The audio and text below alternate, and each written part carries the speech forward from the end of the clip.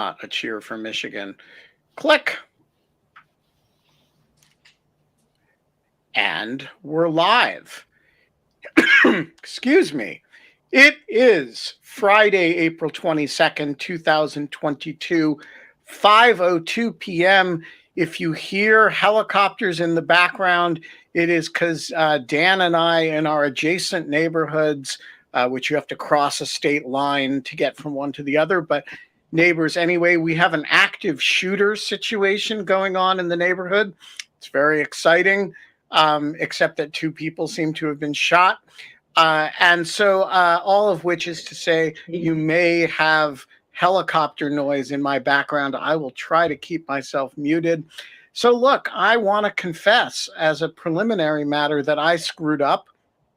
I scheduled Dan for April 22nd to talk about his new book about white supremacist violence domestically. And then I scheduled Alex to come on and talk about Victor in Trouble, her latest CIA satire that gave rise to the Yacht Watch. And I did that on April 22nd as well. And so I asked if either of them wanted to move to another day. Both of them have complicated schedules. And so we are going to do 2 completely dissonant books that have very little to do with one another, although we're going to find some things. We're going to do them together.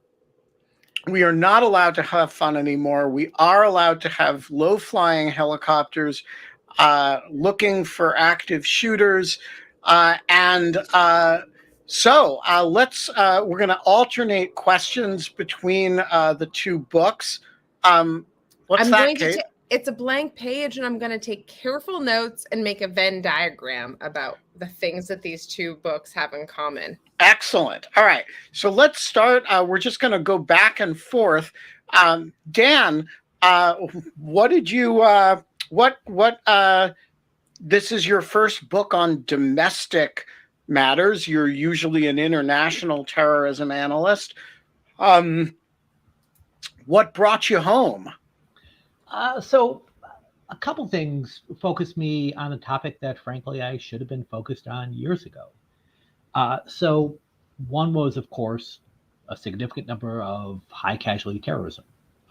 So we saw attacks on a black church. We saw attacks in New Zealand on 2 mosques. We saw the deadliest anti-Semitic attack in U.S. history on a synagogue. We saw an attack on an El Paso Walmart. So a lot of horrible things. We also, of course, had yet another, I should say, moment of reckoning on racial issues in the United States. And that brought a lot of these issues to the fore, not necessarily in an immediate violence sort of way, but in a way that really kind of captured American politics. And on top of all that, of course, we had the rise not only of President Trump, but really around the world, we saw populist movements gaining steam in a number of different countries. And all that grabbed my attention, both as someone who does terrorism, but also as someone who is just a concerned citizen. And I realized a lot of what I had learned about terrorism, studying groups overseas, seemed relevant. But conversely, there was a lot that I had to learn that was quite different about this. And it was really interesting for me to kind of plunge into this topic and learn from some amazing people. Oh, you're muted, Ben. All right. So, Alex, who is Victor, and why is he in trouble, poor guy? So Victor is a case officer, and he's in trouble because, Kate, get your Venn diagram ready. He is in Europe trying to recruit sources to learn about Russian influence operations, and is very quickly learning about how a number of politicians, particularly in the right wing, are bought and influenced by the Russian president. And he then has to protect his source from the very same politicians who have been bought off by this particular president. So it's a satire of Russian influence operations, but it grew out of my research on Russian election interference and Russian influence operations across both the US and Europe. I've got nothing so far. I'm just going to go with. But I want to pick up on what Alex's point, right? Because what Alex has highlighted is that there is an overlap between Russia and the far right, and including the white nationalist world. And this is something that I will say is, as someone who tried to study it and even wrote a relatively obscure academic article on it, it's incredibly maddening because I felt that I was grasping at smoke. There are lots of little examples. We saw a shooter who killed people in Sweden who had been trained in Russia at a paramilitary camp there. Of course, we've seen Russia try to inflame the far right in Europe even more, in fact, than it did in the United States. We also see this kind of, cult of personality of the, shirtless Putin who's so masculine and hates gay people and otherwise stands up But won't for fight traditional me. values, but is too afraid to fight Ben Wittes. Yes. All that is something that has kind of led to this bizarre overlap with white supremacy, far-right extremism in Russia. And in Ukraine, we saw extremists on both sides of the conflict before the latest invasion. So what this shows to me is, which is true in most politics, is strange bedfellows. But there's really something kind of nasty and dirty going on here that I think, at least I hope, gets a lot more scrutiny. So, Alex, Victor has had 2 previous books. And has he joined you now in Barcelona? So, yeah, so the third book has him on his retirement tour in Europe. But I won't give away the ending of the book, and I won't tell you what he chooses to do at the end. But yeah, the whole setup is that this is his retirement tour. He's actually in Italy for this. This one is set in Rome, and just to be clear, retirement tour does not mean, for those who are not former agency, does not mean the tour that you go on after you retire. It means correct. The tour that you go on, the service tour, the 2 years or 3-year tour that you spend prior to retirement. Is that right? Correct. So yes, this is Victor's last tour for his agency. He's a case officer, an intelligence officer. And he works, if memory serves from the earlier books, for the CIA, right? Correct. Yes. So it's a satirical CIA, because the first book is all about covering your ass, and so I named it the CYA. So yes, in this one he is on his last tour. He is 2 years from retirement from the government, and he and his family go to Rome, anticipating 2 blissful years full of eating pasta and drinking wonderful wine, and instead they end up sort of in a national security nightmare and in trouble. And it's what happens during those 2 years. So how did you go from, there's some kind of relationship that you mentioned to me between working on this book and starting the Yacht Watch project. What was the nature of the yacht research that you were doing for this book that led you to Yacht Watch? Right. So as I said, the satire in Victor in Trouble is about Russian influence operations. So it's really a funny look. I mean, it's a satire, but I hope that it highlights sort of some realities about Russian influence operations, particularly across Europe. And integral to those operations are the oligarchs. And so I said, well, if I'm going to do a book about Russian influence operations, I need an oligarch. And well, if you're going to have an oligarch, it follows naturally that you have to have a yacht. And so I did a bunch of research on oligarchs and yachts. And because I live in Barcelona, we have a lot of yachts. Even before the war, we had a lot of Russian yachts. We have way fewer Russian yachts now. The ones that are here are detained.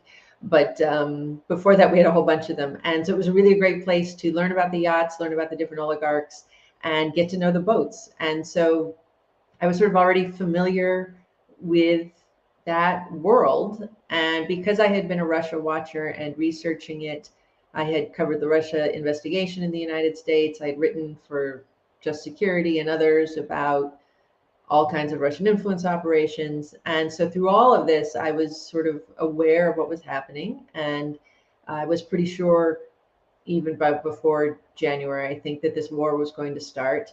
And certainly by January, I was very sure it was going to start.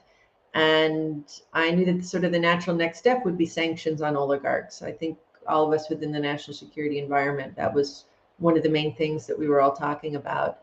And so one of the things to do is to go after their luxury assets. And so the yachts were part of that. So I had been watching something that I kind of figured was on an upward wave, but there is a bit of kismet to it, I suppose. And yachts, particularly extravagant yachts in bad taste, have a certain inherent humor, something to them, right? This is true, right? And they're so opulent, they're so ridiculous, and like, this is it. Like, who needs all Who of this? needs And like satire? this was actually the hardest part about the book, was that reality was already so absurd that doing satire either felt too absurd or too real, and I couldn't always tell which one. So it was kind of hard actually to write this book. But yeah, the yachts are a great place for satire, and so there's actually a whole chapter about the oligarch and his yacht, and some of the extravagant accoutrements that he has on his yacht. I totally want to be an oligarch. I think it's the only title that I've ever really aspired to. And all right, so Dan, are there any yachts in domestic terrorism? It tends to be a slightly poorish crowd, and not a huge number of yachts. But I do want to call Ben Doge, so I think I'm gonna go with that for the future. But yeah, I could deal with Doge. When the Venetian Doges would die, there was an official thing that this is true, that the Venetian Senate would issue a proclamation that said, "Our gracious prince has died, but do not worry, we will create another one." Which I thought was a wonderful succession ritual. So, Dan, you are now one of the few people. The world of terrorism studies, I wouldn't say is neatly divided, but is pretty neatly divided into people who study overseas terrorism, mostly but not exclusively of an Islamist variety, and people who study white supremacy. And there are not very many who do both. You are now part of that rarefied core who have done both. So, who scares you more? I would say, in general, the white supremacists and right-wing extremists scare me more. But let me back up from that statement. In terms of skill using violence, so far the jihadists have been much better, especially at their height. They were better trained. They had a sanctuary. They were able to plan. They were able to do fairly sophisticated, difficult operations, not only, of course, 9/11, but things like the 2015 Paris attacks. And they were able to inspire people with a lot of reach. The white supremacists don't have nearly that skill level. The good news is that law enforcement and security services are able to disrupt the vast majority of plots. But what scares me is the overlap with politics.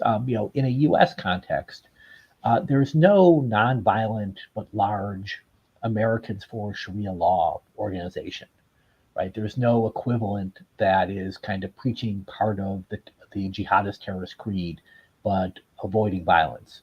But of course, we do have large numbers of people, depends millions, depending on what you want to count, that embrace extremely harsh anti-Muslim, anti-immigrant views that see the government as a very dangerous, treasonous conspiracy.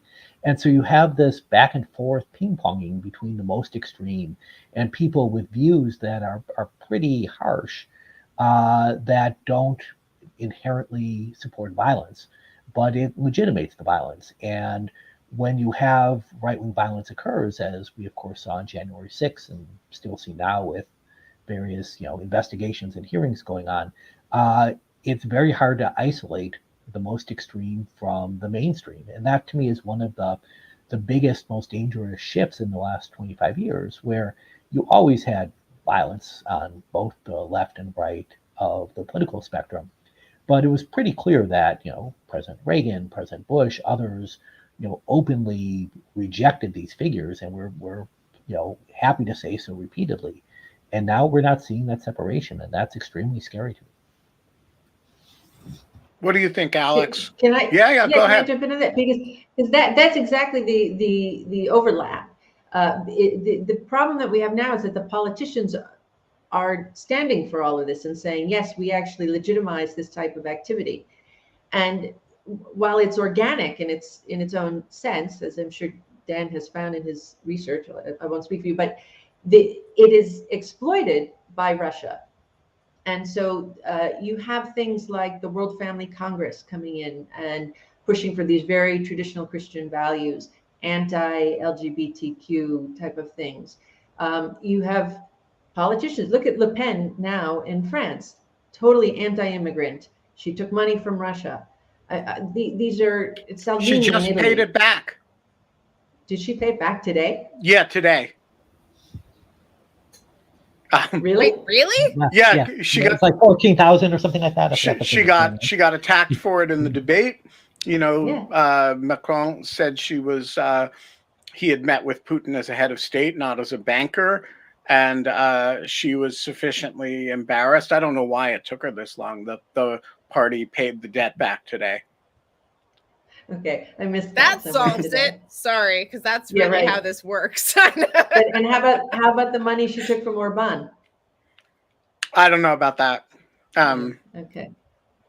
Because the money from Orban probably is coming from Russia too. But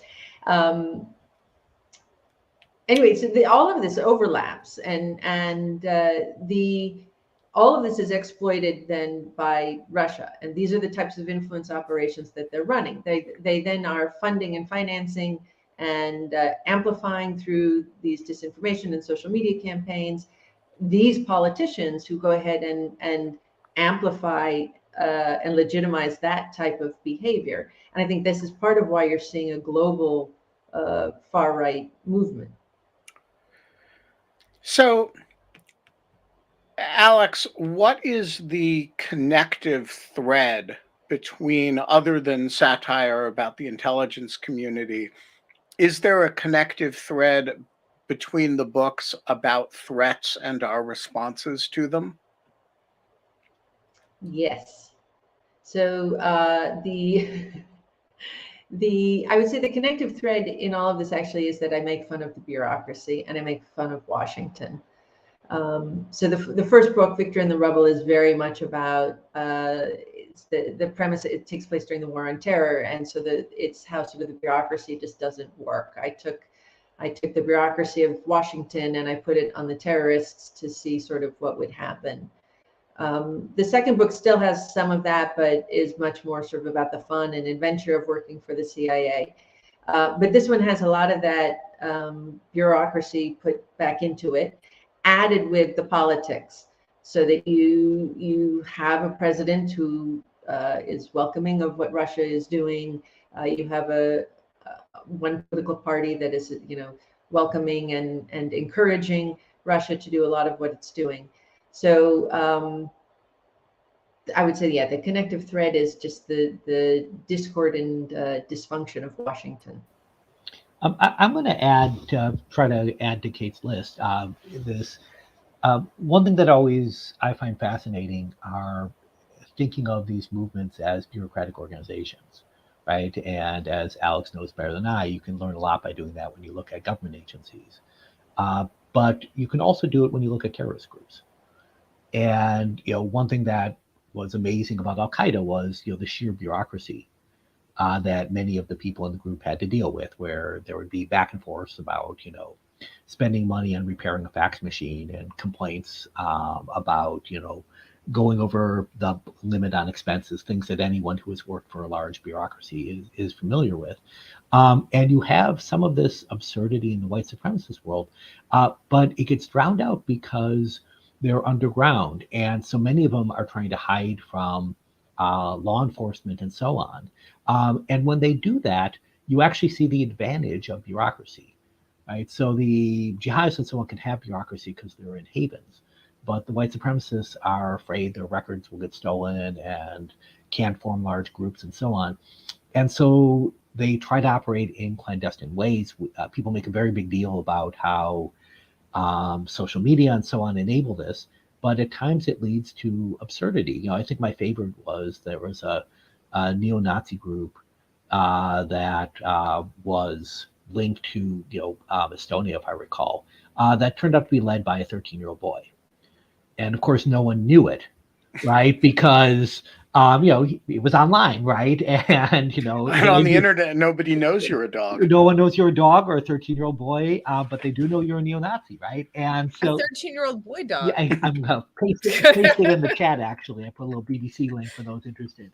And it is, you have this kind of absurdity that goes, and this is something you see again and again when you go from absolute horror and terror to things that are just laughable. So can please. Can I add one thing to that? Because I actually developed much more of an appreciation for some of the bureaucracy with the Russia investigation. So, I had made fun of sort of how slow the CIA was in responding to a number of things during the war on terror and how it got so bureaucratic.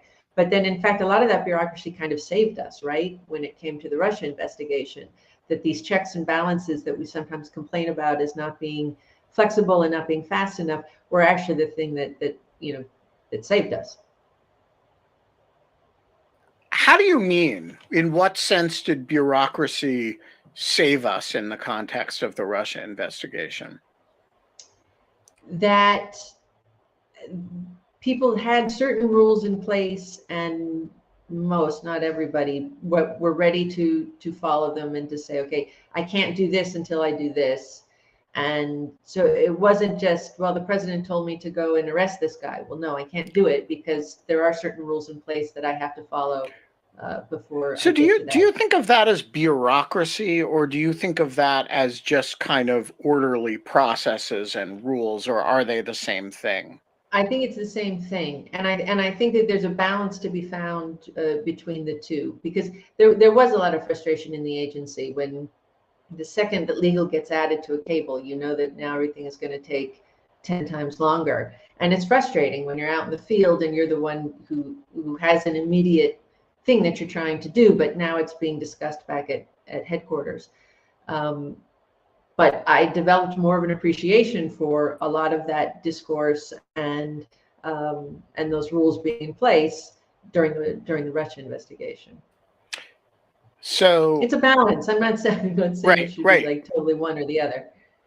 So Dan, back to the relative dangers of overseas safe haven-based terrorists versus domestic, widely distributed. It seems to me that one of the scary things about the white supremacist world is the possibility that they could gain some of the technical sophistication of the Islamist groups. I mean, the extreme case is not Al-Qaeda, it's Hezbollah, who are, really good at it. Why do they remain so generally incompetent? It seems like the saving grace of these groups is that they're pretty uniformly bad at it, except Tim McVeigh. So I've thought about this a lot, and one thing to say as a caveat before I plunge in is because of very relaxed American gun laws, it's pretty easy for some chucklehead to pick up some pretty high-powered weaponry and just shoot people, right? And so they have weapons at their disposal that ordinary citizens have, that can kill people and lead to, at times a significant number of people dying. While if we kind of go across the Atlantic to where Alex is, that person might pick up a knife, right, or use a Molotov cocktail, still can kill people, but it's just harder to kill lots of people with less technical capacity. But all that said, go back to the early 1970s. You had left-wing groups doing literally hundreds of bombings, right? And so it's not as if, a bombing is some, skill that really only, mad geniuses and highly trained terrorists can do. You have an array of groups that have done different levels, and I would say a couple of reasons. One is that the FBI, to its great credit, and local law enforcement have actually done a pretty good job stopping most very organized groups. And as a result, you don't have groups that have a lot of top-down training, top-down instructions on operational security. Going back to Alex's point about bureaucracy, we can call this the professionalization part of bureaucracy, where people come in who are kind of enthusiastic chuckleheads, and over time they train, they learn, and become more deadly. You're much less likely to have that because the organizations themselves are largely shattered. And instead you have what we would call highly networked, dangerous individuals, but it's hard for a network to do intensive training. It's hard for a network to teach people about operational security. Another thing is that, thankfully, most of these people don't really recognize that what they're doing is, criminal behavior, and people are hunting for them. So they kind of think they're really joining the Marines. And that the 25 people they're talking You really see this in the 1-6 investigation. Exactly. And that's just pretty common. And they think the people they're talking to are all their friends, as opposed to someone who will sell them out for a dime to get rid of, a drug possession charge or something like that. And so they're often blurting out their bad intentions and making it relatively easy to monitor and arrest them. So I think they have some big problems. One thing I'll say about my book is I go back and forth between there are real problems and this is scary to don't overestimate these people. They have tons of problems themselves. And if we're pretty aggressive about this and treat this seriously, we can at least contain this problem. So so speaking about like how you kind of recruit people to work in either of these movements or to be an asset or to do anything. One of the things that struck me, so I have to share a funny story, Dan, which is that you had told me that you were sending me a copy of your book. I had forgotten that you were sending me a copy of your book. A package arrived. It had no return address on it for whatever reason. And I open it up and it just says, like, all I see as I pull it out is this hate on it. And it's like bright red. Then it's like spreading hate. And then your name is like relatively small on the bottom. And I was like, who is sending me a book about spreading hate? And you would think I'd be used to this, like all of the books, but it made me actually think. Everyone sends you books about spreading hate. I know, but so I was like, oh God, someone's like, anyways. And then it's like, oh, it's Dan's book of you.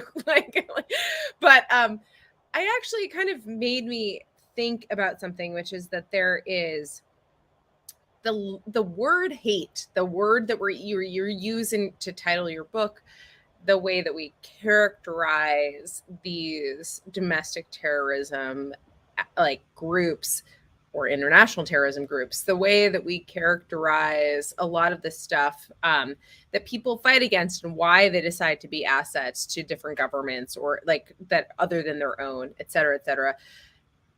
People aren't doing this because they're like, we're going to spread hate, right? Like you're not getting drawn into this movement out of an idea that like hate seems like a pretty universally like, we're not for it type of concept, whether you're on the right or the left. I'm not sure that's right. Really?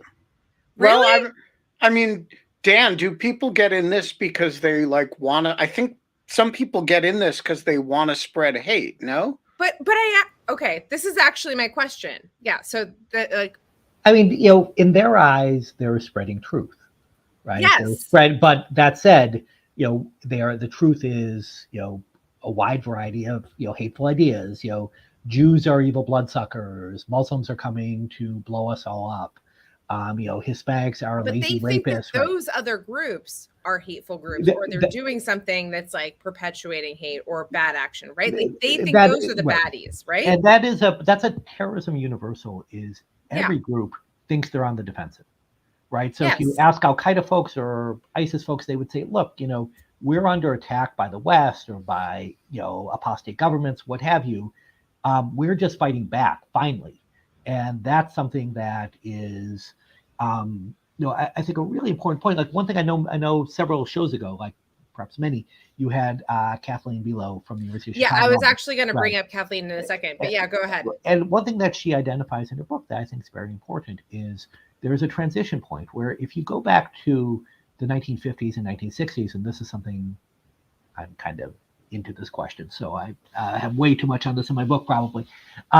You go back, there would be, most of the people in various Klan chapters and so on in the U.S. would say, we're basically the police, right? Like, the police can't act the way we can, so we do things to kind of preserve government, law and order. We're the good guys. And it's only until the FBI squashes them like a bug in the late 1960s and early 1970s that they start to say, hey, maybe we don't like government, right? We're not on the side of law and order. But that's a huge transition point where if you think of white supremacist movements in the United States since, Reconstruction, they've seen themselves as, our goal is to be embedded in government. Yes. 100%. Rather than in opposition to government. So I guess this is kind of, and this is maybe something that I see as similar about being an asset. So this is, or being in intelligence or doing this type of work, is that you're kind of working outside or very tangentially within the bounds of government to kind of further your own government, thinking that you're on the right side of things. But I guess my point is that there's some of this stuff, like to your point, Ben, like I know that there are obviously people who are like actually hateful and are walking around, but the language of how they about how they do that, there is both like the victim, like we are the victims and so we're defending ourselves type of language. And then there is like, and Kathleen talks about this a lot, there's also the language of like, there is the language that is outward and the language that is inward. Like one of the interesting things that I find about like these kinds of small, like terrorism organizations, when they start building out these networks, is that they're actually create this inclusivity and this brotherhood and this like sense of belonging for people who are lonely and sad and like other types of things. And that's one of the reasons. And that type of belonging and the delta between, and like the differentness of like other people or hating other people and being on the defensive of other people creates this type of so like, I think that what's interesting about this is if you're being kind of thoughtful about these terrorism groups, that even though like any kind of logical, rational person would espouse is that they're espousing hate, they're propagating hate, all of these things, is that they're not feeling that in the world that they're living in any type of way. And so I don't know, that's just kind of, I don't know if this is like, I'm making total sense here. I mean, let me, I don't know how many people who are watching or part of this saw the movie Jojo Rabbit, which I thought was awesome, by the way. And one of the things that it makes clear is that if you're a 10-year-old boy or however old he was, it's really fun to be a Nazi youth, right? Because you get to like, carry a torch around and shout things and have enemies and, fight for the great leader. And this sense of belonging is actually a sense of camaraderie, right? And we see this again and again with a wide variety of groups, right? Is they have political aspects and they have social club aspects. And I'll say, often when we talk about terrorism, it's always doom and gloom. There's one big, huge change when we talk about, I'll say, hate groups rather than terrorist groups, is the decline of the skinhead movement. The skinhead movement, which was, incredibly active in a number of European countries as well as the United States. I got attacked by skinheads. Yeah, this once. is a great story. Yeah, so I'll finish my 30,000 foot, but I want to hear that story. Just the decline of it was, there are reasons for its decline, but this was an incredibly violent movement. And it wasn't politically directed for the most part. It was mainly, let's hang out with our mates, listen to some crap music, get really drunk, and beat up the first black person, people up, black or minority person you encounter. And it's not, oh my gosh, this is going to revolutionize the world. But for someone like Ben, I assume, and for lots of communities, this really sucked. Go ahead, Ben. I really want to hear this. Oh, it's a long I, story. I will tell it, but I don't want to divert the show onto it. It's actually a kind of a long Yeah, story. but Alex, hold on, really quickly. I just kind of want to, Alex, does any of this resonate with you about how intelligence works and how you kind of end up turning people against their countries or getting them to kind of like become assets or anything like that?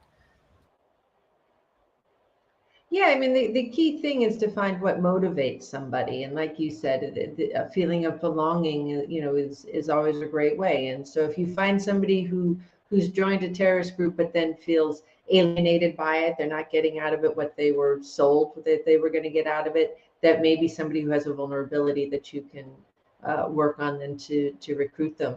But to your point, yeah, I mean, a terrorist doesn't call themselves a terrorist. They see themselves as they're fighting for justice in their own way. I actually, can I ask Dan a question? You had talked about how for a lot of these white nationalist guys, it was like joining the Marines. So I've been thinking that so I know these groups existed a lot before, but a lot of what we see now, has it grown out of the war on terror? Because part of what I have been wondering is we've had this idolization, right, of the military. So people going out and wanting to learn how to shoot and dress in camouflage. It's really become this part of our society and our culture. And at the same time, we've had this dehumanization of the other, right? Because the terrorists are not human. That's why it's okay for us to go and try to kill all of them. And the military is sort of separate from this idea of law enforcement. They, like I said, we idolize them, and we sort of put this up. We have football games where we celebrate them at halftime and all these types of things. And then these white nationalists go and they're running around in the woods, feeling like they're live action role playing, and they're really, really part of it. But they've never signed up. They never actually went to war. So does that play in at all, Dan, into what you see and how they're recruited and what they think they're getting into? I mean, definitely, and certainly their own self-image, right? And this is something, the kind of broader shift towards a paramilitary focus of this whole movement.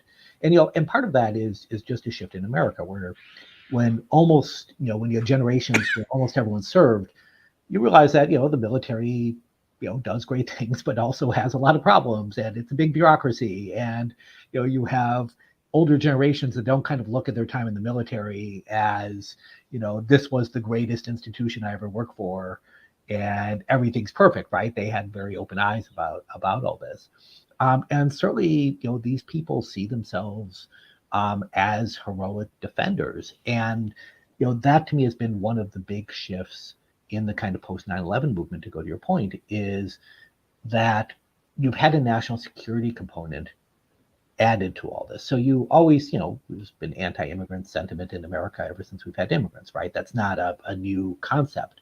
But the concept in recent years was much more about, either economic, people are stealing their jobs, or it was cultural, right? They don't fit in. But after 9/11, it was, and they're going to kill us. And so I think the war on terror, both in terms of, making this broad set of enemies seem much more dangerous, and in terms of this kind of, increased admiration of the paramilitary world, really did have an effect. So before we go to audience questions, I have one more question for Alex, which is, I understand how you make the CIA funny. I don't understand how you make the subject matter funny. And, whether it's, okay, oligarchs and their yachts, I get it. But terrorists, guerrilla movements, this isn't really funny stuff. And so what's the strategy, that you pair with bureaucratization to make humor out of the subject matters that Victor is thinking about dealing with? What I've found is that even in the most serious things, there's total absurdity. So in the war on terror, there was absolute absurdity. I mean, the thing is, when you're actually in the field and you're doing these things, it's a very different world, and it's weird. It's not nearly as clear cut as what you might read in a newspaper or something. And so you go out to try to do something, and something absurd happens. The second book, Victor in the Jungle, for example, has a populist dictator in South America who's funded by a narco-trafficking movement. And that dichotomy alone is funny, because you have a populist leader who's all about these lefty politics and getting as close to socialism as you can possibly get, but the narco traffickers who are just out there to make money, which is a totally capitalist sense, right? And the two are working together, and so that's absurd. Okay, so that's a point for comedy. The same Are with there the terrorists. hippos? No, there's no hippos in that one. No, the narco guy. No, there's a submarine. There's no hippos in that one. There's caimans. There's like alligators and crocodiles and caimans. But like Are there emu t-shirts? Are there what? Emu t-shirts? I'll try to fit that into the next one. All right. But that's it. Sorry. There's always absurdity. Yeah, there's always absurdity, even in the most, because usually there's hypocritical stuff that you can always find, and that's always a place for satire. Jared, you are the blackest of black rectangles, but the floor is yours. Thanks, Ben. So bouncing back to white supremacism, I'm curious that we've seen some politicians recently kind of echoing white supremacist sentiments. So I'm curious, has that had any effect on the white supremacist movement itself? One of the biggest shifts in the white supremacist movement in the last 2 years has been the crackdown after January 6th. And this is something that has hit them both hard in terms of some members, but also in terms of scaring a lot of people. And so they are responding to political wins, because the political wins lead to changes in focus and resourcing changes and changes in terms of what law enforcement investigates and so on. But this is definitely something that they take heart in, which is they respond to whether, when political leaders are supporting them, because they see themselves as heroes. So they follow, like many of us do, they have kind of narrow environments where they're following certain people but not others. And that sort of support is encouraging. But the good news, and I really want to stress there is some good news here, is the attacks we were seeing that really seemed to peak around 2019, we haven't seen that kind of scale in the last 2 years. And with terrorism and counterterrorism, there's a huge random factor, right? So you could have 2019 could have been they got lucky a few times, or today could be the good guys got lucky a few times. And it's really hard to kind of know when a threat's increasing or decreasing and when random factors are just coming together. But to me, if you have large numbers of politicians who are supporting them, it makes it more likely that at least a few actors are more likely to see themselves as heroes, are more likely to kind of spin off in dangerous ways. But even more so, it leads to really bad political results, right? So, when we talk about the Klan in the 1920s, it had a huge impact on American immigration policy, changing America from this incredibly welcoming place for millions of immigrants to a much more closed place. And that was done through legislation, right? I mean, it wasn't a campaign of violence, it was a campaign of politics. And so I'm tremendously concerned about this. And I will add, just to push it a bit, I'm especially concerned at the state and local level. Obviously, many of us pay attention to the national level figures, but you can have huge impacts on local communities and doesn't make the news outside that community, but really can shape the lives of many, many people. Richard Wattenbarger, you have a string of questions. Ask them in order. Sort of on my screen, but here we go. Okay, Dan, first, what are some of the effects on white supremacy movements that should concern us, not only in France, but around the globe in the event that Le Pen is elected on Sunday? So I want to be careful because I'm not a French politics specialist. So I, take everything that comes out of my mouth with whole packets of salt here. But the way Le Pen simply doing better than she did in the previous election right there is troubling. But there's a question, which is a broader question for extremist politics, which is in some countries where there's no kind of successful anti-immigrant, racist party, some individuals are more likely to take up the most extremes because they don't have a mainstream outlet. So sometimes you have a choice between really nasty but more mainstream politics versus less nasty mainstream politics but some more extremists. And we've seen greater terrorism sometimes in countries where you don't have that political outlet. With Le Pen, I am tremendously worried about low-level violence, especially against the French Muslim community. But that can come in multiple ways, right? That can come from, were she to win, God forbid, it could come from, state leaders whipping up tension. It could come from the withdrawal of police protection. It could come from kind of a host of things that the government has the power to either encourage or prevent.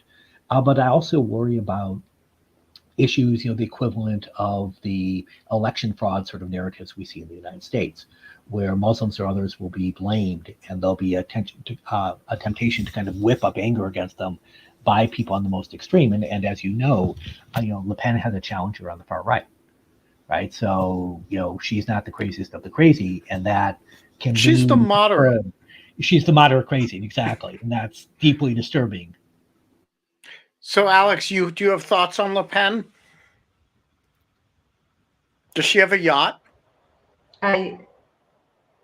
She does not yet have a yacht. Maybe if she becomes president, she's going to get a yacht. No, I agree. It's a very important election, and if Le Pen wins, that it changes the entire security structure of Europe and the West for sure. And I agree. I think there would be a certain amount of violence, and more so as she, if she were to to stay in for 5 years. She's already pushing, anti-Islam. She's been pushing. I mean, she's made an attempt, I think, over the past few years to distance herself from her father and to change some of the language. But really, when you listen, the message is the same. So yeah, I think it's very important that she not win.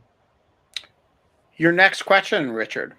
Okay, Dan, how has COVID affected white supremacist movements around the world? For example, have government-imposed public health measures had a noticeable effect on recruiting?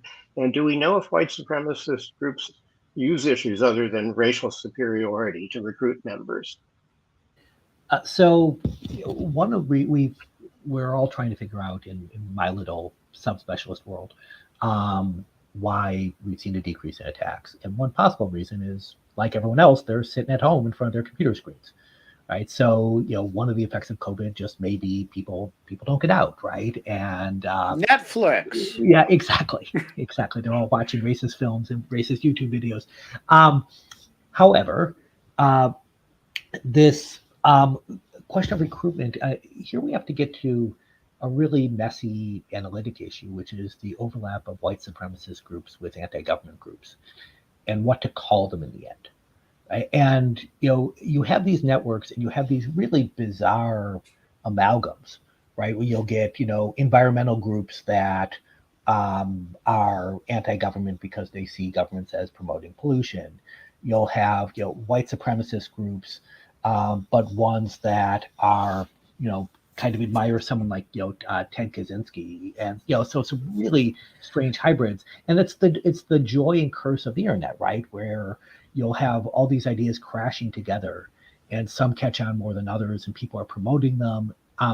And so, as everyone here knows, many better than I, COVID has been very good for anti-government extremism, right? So the various restrictions and problems and so on have led a lot of people to doubt government. Led a lot of people to be angry at government. And since white supremacist groups are often anti-government, they have pushed that. But that's not a white supremacist story, right? That's an anti-government story. And I've seen in kind of the, aspects I follow, I've actually seen the white supremacist, current become less active compared with the broader anti-government current. But they mix a lot, right? So if you look at the the Freedom Convoy in Canada, right? You had mainly anti-government, COVID and so on, but you had white supremacists show up. You had Confederate flags there, which always fascinates me. And so this, I would say it's benefited, cousins to the movement. But the movement itself, I would say, has not benefited as much as others. All right. Your last question, Richard? Yeah. Alex, so since intelligence work actually takes place in the real world, surely there's some funny things that must happen from time to time in intelligence. And I was curious if you have funny stories from your experience that you can talk about, or do they fall under the category of material that's going to appear in a forthcoming novel? I'll say this. I don't have a specific story that I'll tell, but I'll say all three books they're fiction, but they're much more based on reality than one would think.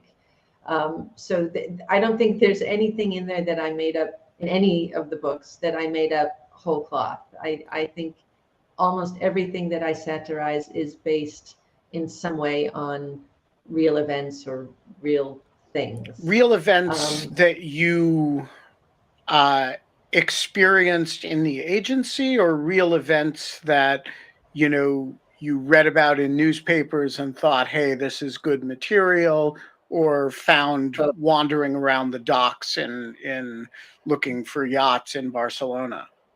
All of the above. But there are a lot of things that happened to Victor that either grew out of my own experience or grew out of experiences of friends and colleagues of mine who just, we just kind of had a running list of things we would laugh at between us, where somebody would come in and say, you're not going to believe this one. And so I took all those things and I played with them and moved them around a little bit to make a story. But the intelligence world, but like any bureaucracy, any big organization, there's a lot of strange and funny things that happen. And in intelligence, it's even more so because, of course, it's such a serious thing and the mission is so serious. But then, something can just go totally wrong. But it can be funny. So what is, without asking you about your own experience, because then you get into your, you didn't submit this conversation to pre-publication review and all of that. What is the funniest thing about the CIA or the U.S. intelligence community that the average person doesn't know? Oh, I have to go back and think. So I did a whole series actually on my website of all the different agencies and funny things inside. I think there's a few things. I think one in the public realm, there's, especially under the Trump administration, there was this idea put out that, intelligence officers are deep state and not trustworthy and all these types of things. And in fact, these guys are, trusted with millions of dollars, and they make decisions and that are very high level, and they're actually the most trustworthy people. But there's funny things. I know there's a hot dog vending machine at headquarters. Not many people know that. I think those are gone now, but you could buy your hot dog out of a vending machine. I have to say, excuse me, what? The only Starbucks in which people pull me out of line to say hello is the one inside NSA, where I showed up to get a cup of coffee and it was like, I was a celebrity. So I love the internal Starbucks at NSA. Yeah, well, but that was during the Snowden stuff. The joke is that the Starbucks at CIA is the highest revenue Starbucks because everybody's always hanging out caffeinated there. All the time. That's one of the that's one of the dichotomies that I paint. Is that people out in the field hot trying dog vending machine. Sorry. There were. I've heard that those have gone away, but there were hot dog vending machines. I'm with Kate. I'm still trying to kind of mentally. How does it work? So Dan, you also worked at CIA once upon a time. What do you think is the funniest thing about CIA that outsiders don't get? Oh gosh, I'm caught a bit flat-footed on this, and I worked there in the Precambrian era, so my experience is pretty dated. Um, I would just say, I don't think people realize that it's a big bureaucracy composed of largely normal people, and this is, so the sort of things that happen in big bureaucracies where, expense accounts run around, have issues, and, there are strange recruiting problems and so on. And so I'm sure there are kind of, endless individual stories, but to me, the biggest, misimpression I think people have is, not, the James Bond image, which I think any intelligent person realizes that actually is a movie, but just the sense that you don't spend a lot of time filling out forms. You spend a lot of time kind of waiting and doing things that you would do in any other large place. But all that said, at least my experience is very positive, and I urge those of you who are eligible to consider it for your future. I will say one funny thing, and that everybody complains about, is the parking lot, because it's so enormous. I mean, we've seen in movies, right, where they come over and they show, it's just enormous. And I actually lost No, my car. that's the vault where they're like wheeling the ark into at the end of the yeah. But I mean, I actually lost my car a few times where I ended up just having always to park in the farthest out spot. So I would always remember that was where I was. And one day I got in early and I got like a really good close in spot. And at the end of the day, I like Pavlov's dog, I still just walked all the way out to the far spot where normally my car was. I got all the way out there and was like, oh shit, I got to walk 20 minutes all the way back in to get to my car. But I actually lost my car once in the lot, and a friend had to drive me around while I was like clicking the key, trying to find where it was. Wow. Well, when I went out to NSA, they gave me the VIP spots, which are right in front of the and NSA's parking lots are like as big as they're crazy big, and you can just see the animus and the envy of the people who've just walked from the outer spots at the outsiders who get the VIP spots right in front of the entrance. And I have to say, I enjoyed that.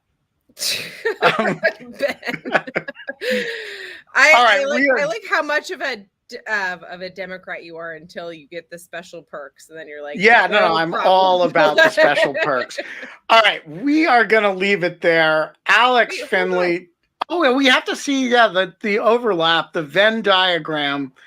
Talk us through it, KK. Okay, so we have so it might not be legible. Hopefully it's not entirely legible. But that's just because I have terrible handwriting. But there is, I'll recreate it and post on Twitter. But the overlap, which is the most important part, is white nationalism in lieu of fun, obviously. You have that in common. Political legitimation of violence and hate, threats and our responses to them, and government-like terrorists, or government-like, I don't remember. Oh, yes. Government-like bureaucracy that terrorists have, which borders on absurdity. And then just in a special category, all in its own, is 13-year-old boy dog on the internet. But that's what I'm sorry. I mean, it's not coherent. He's your next character, Alex. Yeah. Victor against the Estonian boy.